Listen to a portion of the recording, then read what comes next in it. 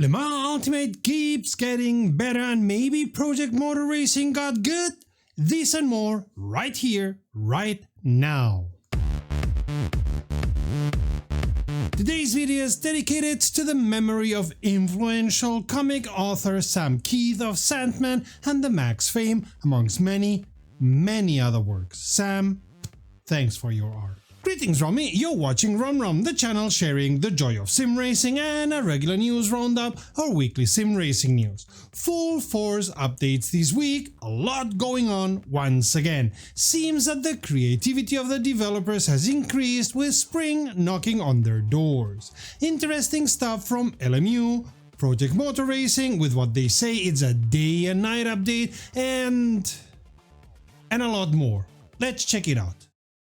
This week saw the release of update 2.0 for Project Motor Racing, and they are calling it a complete reset of the experience. This isn't just a few bug fixes, it's a massive overhaul that touches almost every layer of the simulation. The team has spent months refining the sim based on community feedback, and the result is a new baseline for how the sim looks, feels and functions online. Visually, the most obvious change is a completely redesigned user interface.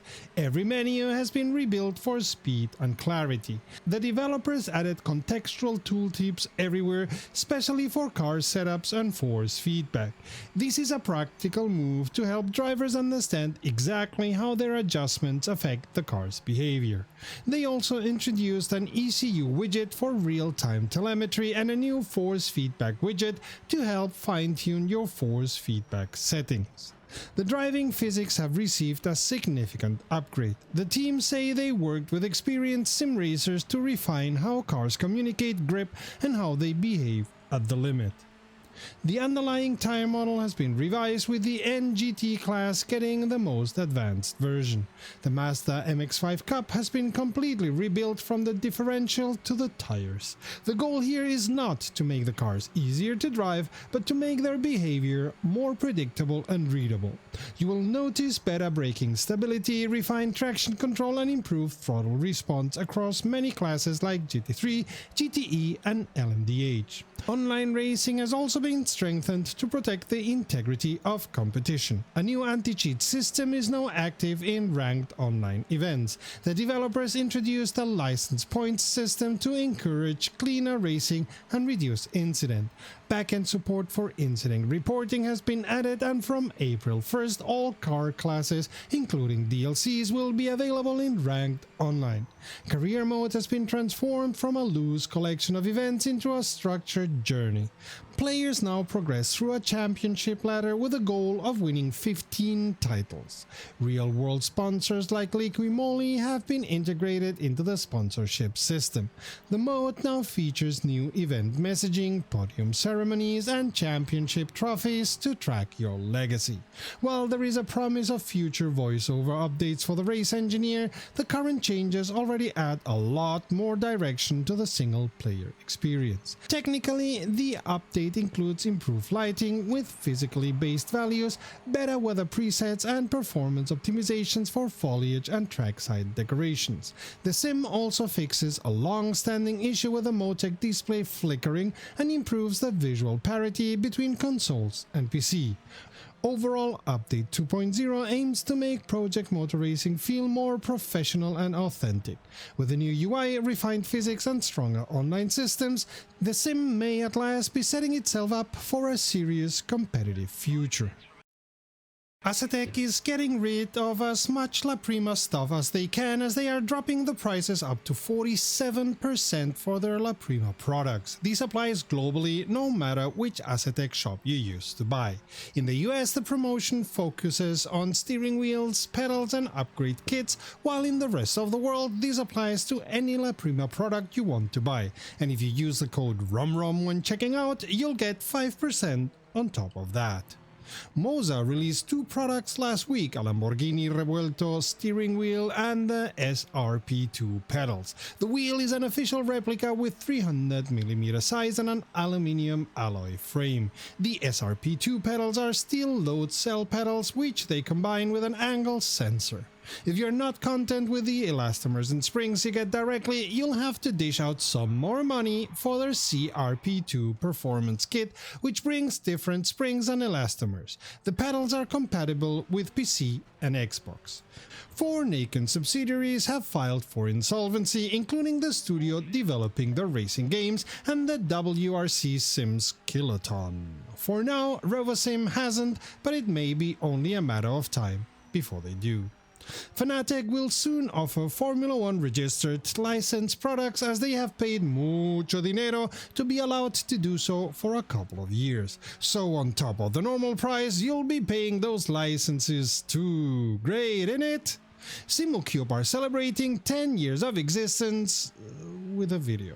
At least we haven't heard anything else from them. No special offers, no special events, nothing. How very Finnish of them.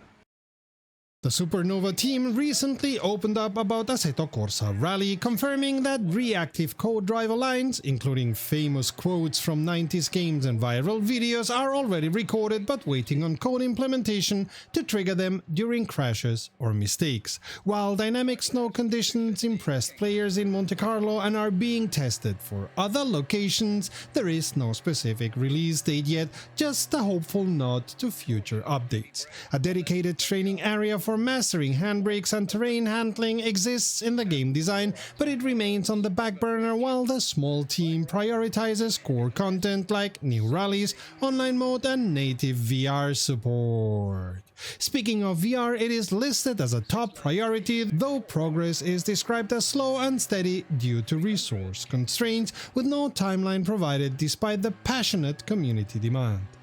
The developers admitted that while they dream of making everyone happy quickly, the reality of a small team means they can't parallelize tasks easily, leading to some frustration when facing vocal community requests they can't immediately fulfill.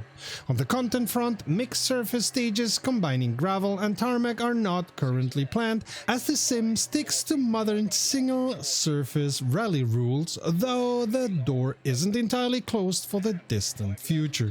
The developers tease that update 0.4 will arrive by the end of April, with 2 iconic 90s cars from Peugeot and Subaru, followed by a larger update 0.5 in June featuring a new gravel rally and the debut of online modes, with a tarmac rally expected by autumn. They clarified that the shift from monthly to bi-monthly updates wasn't a choice but a necessity due to testing and approval bottlenecks that ate up development time. Detailed brake simulation involving thermal fade and pedal feel is technically in the engine, but was partially disabled in the last update to fix bugs, meaning the full realistic experience requires more tuning time.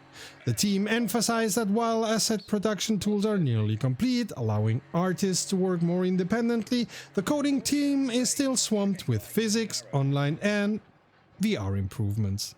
Long-term plans include ranked clubs, custom lobbies and, attention to this, modding tools, but none of these will arrive before the version 1.0 launch, which aims to deliver 30 cars and roughly 120 kilometers of stages as the complete base package. The developers were careful to note that while clubs and advanced online features are designed, their complexity means no guarantees on delivery dates. Modding is officially supported in spirit, but won't be available until version 1.0 due to code complexity. Features like separate replay graphics, settings, and highly localized weather patterns, such as snow patches in shadowed areas without full snowfall, were noted as good ideas with technical solutions in mind, but they currently have no development slot. The team wrapped up by reaffirming their commitment to long-term support with both free updates and paid DLCs post 1.0, aiming to make the sim a cornerstone of the genre for years to come, even if they have to manage expectations about the pace of development for their small studio. Le Mans Ultimate has just dropped version 1.3, bringing a wave of new content and technical tweaks to the grid. The headline news is the third and final pack for the ELMS Season Pass. This update introduced the Duqueine D09 LMP3, a third-generation chassis powered by a twin-turbo Toyota V6. Alongside the car, the iconic Circuit de Barcelona Catalunya joins the roster with its 2025 non-chicane layout. While the developers promise more layouts later, the current focus is on completing the ELMS grid with these additions. Beyond the new car and track, the sim expands options for existing circuits. Silverstone now offers the National, International and Grand Prix layouts from the wing pit lane, while Paul Ricard gains several new configurations like the 1A and 1AV2 to make races even more chaotic, interesting. The grid size for Imola, Spa and Portimao has been increased to 44 cars for the ELMS Championship. On the technical side, the update brings some serious quality of life improvements. If you use bass shakers, you can now select them directly in the sound settings. Performance has also seen a major boost thanks to a switch in UI middleware from Chromium to a lighter solution called Coherent. These changes should reduce crashes and allow for smoother mixed gameplay without forcing V-Sync. Loading times have been shaved down by roughly 20% and occlusion culling ensures cars in the pits are no longer rendered if you can't see them. Broadcasters and league owners will appreciate the completely rewritten overlay, which now mirrors the 2025 WEC season. The system can be updated remotely, meaning future tweaks won't require a full patch. The update also adds Korean localization ahead of the 2026 WEC season and introduces new telemetry parameters for shared memory users.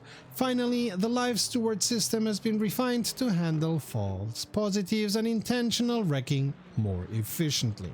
Looking ahead, the developers confirmed that team endurance races are moving forward after a successful 12-hour test. The most anticipated feature, however, remains a work in progress. Yep, you'll still have to wait for career mode. The team acknowledges the complexity involved and has pushed the expected release to later this year, whatever that may mean. While the ELMS Season Pass is complete, they hinted at a new Season Pass to be revealed at the 24 Hours of Le Mans in June. It is worth noting some of the phrasing used in the original announcement. The developers described the Ducane D09 as having a unique livery that is certainly eye-catching. This is likely standard PR fluff since liveries change frequently and are not part of the car's inherent design. The claim that the new layout will be more memorable than their names is a tongue-in-cheek admission that the technical names like 1AV short are not exactly catchy. For more news, be sure to subscribe to our channel and like this video if you want to see more like it.